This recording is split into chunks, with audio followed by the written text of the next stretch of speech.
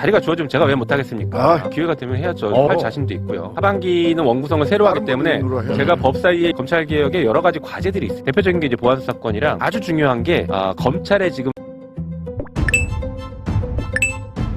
김용민 의원의 비책이 화제입니다. 검찰개혁 정말 거의 성공하기 직전까지 온 것 같은데 이것만 조심하면 될 것 같습니다. 화제가 된 분석 끝까지 봐주시고 여러분들의 생각 댓글로 부탁드립니다. 국민이 검찰에게 승리한 것이죠. 국민이 기득권을 해체한 그 과정들이었고요. 그리고 뭐 방금 말씀 주셨던 것처럼 당정협의안으로 처음에 대구 우리 당에서 당론으로 했던 것은 당론에 조건이 붙었습니다. 법사위가 수정한다. 수정할 수 있다. 그래서 법사위가 수정을 하기 위해서 다양한 토론을 거쳐서 안들을 만들었고 그것이 최종적으로 당정청 협의안에는 법사위 수정안이 상당 부분 받아들여진 것이죠. 그러니 원래 절차대로 진행했던 것입니다. 그런데 그것을 그동안 뭐 당 일각에서나 어디에서는 법사위가 당론을 한 걸 가지고 왜 문제 제기를 하느냐를 오히려 문제 제기하는 방식으로 목소리 내는 걸 누르다 보니 잘못 알려진 것이죠. 수기를 그냥 뛰어넘어야 되는 것처럼 이렇게 알려졌던 것이죠.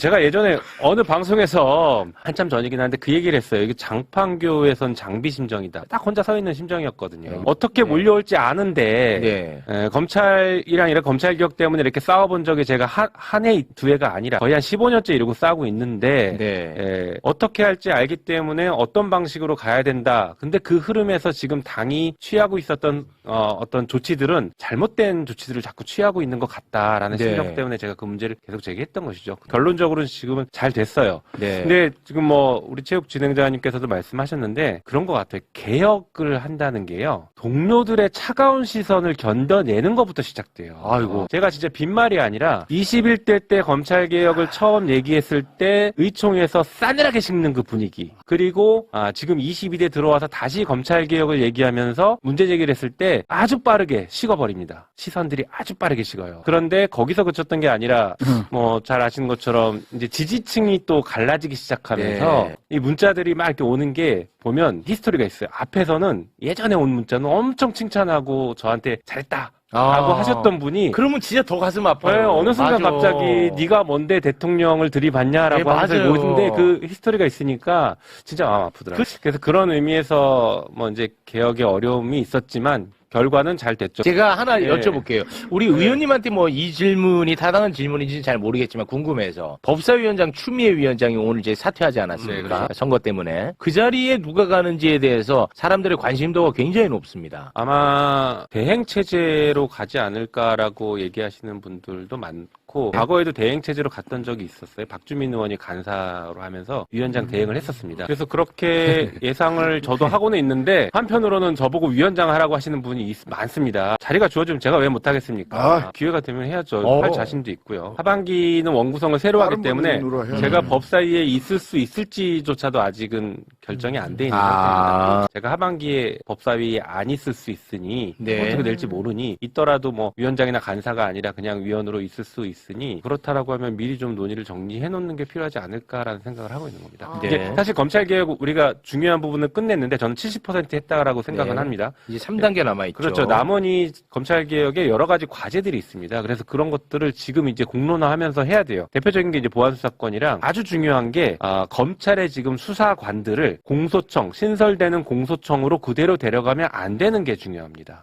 무슨 얘기냐면 지금 수사와 관련된 검찰에서 수사를 할 수 있는 직원들이 한 6천여 명 정도 되는데 공소청에는 수사 기능이 없지 않습니까? 그러면 수사할 수 있는 이 수사관들이 공소청으로 갈 이유가 없는 거예요. 중수청으로 가겠죠. 그렇죠. 중수청으로 가거나 아니면 비슷한 기능을 하는 수사기관으로 국수본이나 아니면 공수처로 가거나 이런 방식으로 수사를 하는 곳으로 가요. 그런데 그렇지 않고 그 공소청으로 그대로 상당 인력이 그대로 간다라고 하면 언제든지 수사권을 부활시킬 수 있다라는 아주 위험한 우려가 있다. 이거를 실제로 이 수사관들을 어떻게 재배치하느냐는 검찰개혁의 초기 성공, 안착을 가늠하는 중요한 기준이 됩니다. 공소청법 부칙에 그래서 이런 내용들이 반영이 돼서 뭐 정부가 해당 수사관들의 의사를 존중하되 그래도 정부가 발령을 낼 수 있는 그런 근거 조항들은 만들어 놓은 상태입니다. 정부가 주도권을 가질 거예요. 또 하나의 과제를 짧게 말씀드렸죠. 검찰 과거사를 청산해야 돼요. 이거는 진짜 중요한 과제. 그러니까 우리가 개혁을 할 때는 제도를 바꾸는 것이 완결이라고 생각하지만 실제는 네. 과거사를 청산하면서 인적인 어떤 책임을 물리는 조치와 피해자들을 구제해주는 조치 그렇게 네. 같이 가야 개혁이 완성됩니다. 검찰 개혁의 완성은 네. 아주 중요한 검찰 과거사라는 게 남아있는 거예요. 그렇죠. 검찰로부터 수많은 사람들이 피해를 받고 지난 한 15년간 167명 이 정도가 검찰 수사를 받다 스스로 목숨을 잃으셨고 굉장히 큽니다. 경찰 수사 받다 돌아가신 분들도 있지만 사건 수나 이런 걸 대비하면 검찰이 압도적으로 많아요. 그렇다 보니까 검찰 과거사에 대해서 제대로 조사하고 피해를 구제해야 됩니다. 제가 지금 검찰 과거사위원회 법을 발의해놨어요.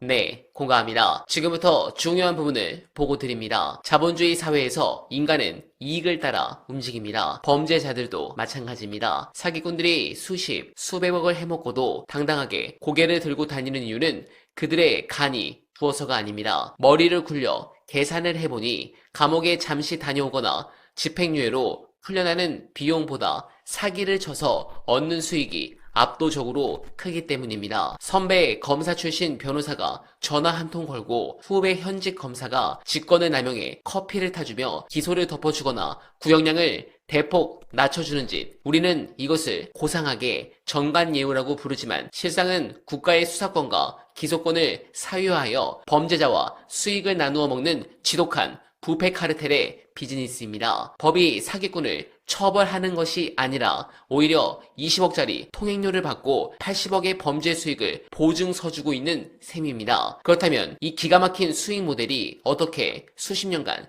유지될 수 있었을까요? 그것은 바로 대한민국의 검찰이 기소권과 수사권을 독점하고 있기 때문입니다. 경찰이 아무리 열심히 사기꾼을 잡아다놔도 기소권을 진 검사가 증거 불충분이라며 서랍에 넣어버리면 그만입니다. 윗물이 맑아야 아랫물이 맑아집니다. 검찰개혁은 윗물을 맑게 하는 법입니다. 이것은 국가 시스템이 작동하는 가장 완벽한 기본 원리입니다. 검찰의 독점적 권한을 쪼개고 수사와 기소를 분리하여 서로 견제하게 만들면 어떻게 될까요? 정관 변호사 한 명에게 20억을 찔러준다고 해서 사건을 덮을 수 있는 구조 자체가 사라집니다. 범죄의 비용과 리스크가 기하급수적으로 높아지면 사기꾼들의 그 달콤했던 수익 모델은 붕괴합니다. 결국 검찰개혁은 정치인들만의 리그가 아닙니다. 악당들이 감히 법을 우습게 보지 못하도록 우리 사회의 썩은 윗물을 정화하는 가장 강력하고 현실적인 민생개혁입니다. 검찰개혁이 잘 이루어지고 시간이 지나면 아랫물도 맑아지게 될 겁니다. 우리 앞에서 갑질하고 사기치는 자들도 서서히 줄어들 겁니다. 여러분들은 어떻게 생각하십니까? 공감하셨다면 소중한 언알바 후원 부탁드립니다. 댓글에 고정된 내용을 통해 많은 사랑 부탁드리며 언알바는 오늘도 최선을 다하겠습니다. 여러분 고맙습니다.